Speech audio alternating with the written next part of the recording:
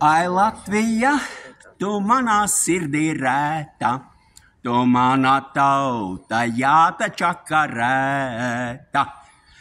Ja gribi brīvību, to točkās tirgo kannām. Ja gribi aizmirsties, no jāņem dzer līdz Annam. Tā Kaspars Dimiters. Jā, tās pašas Vijas Artmanas dēls. Kaspars gribēja sarīkot piemiņas pasākumu VF kultūras pilī, bet režīms kultūras nama vadītājai silti ieteica to nedarīt.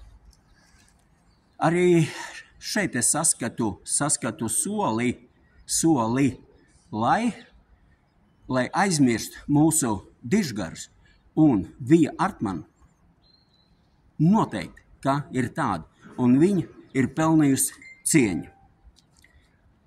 Ir vēl tāds jautājums. Nāc ārā no mūra mājās, nāc ārā, taisnība nāc, bet viņa nenāks, jo viņa paslēpusies no tautas. Un šajā ziņā stāvot pie centrālās ieejas, braucot uz šejā, man ienāca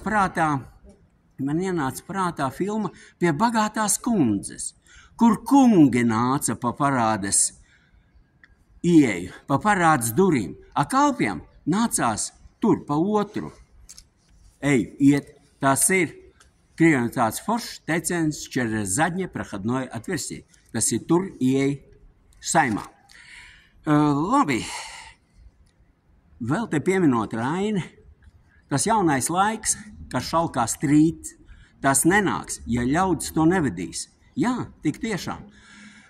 Un, ja ir izpildījusies pirmais pareģojums no Finka, ka Latvija iegūs brīvību, kad šīs gadu skaitlis būs vienāds no abiem galiem. Pirmā daļa ir izpildījusies. Bet kā ir ar otro daļu? Finka pareģojums.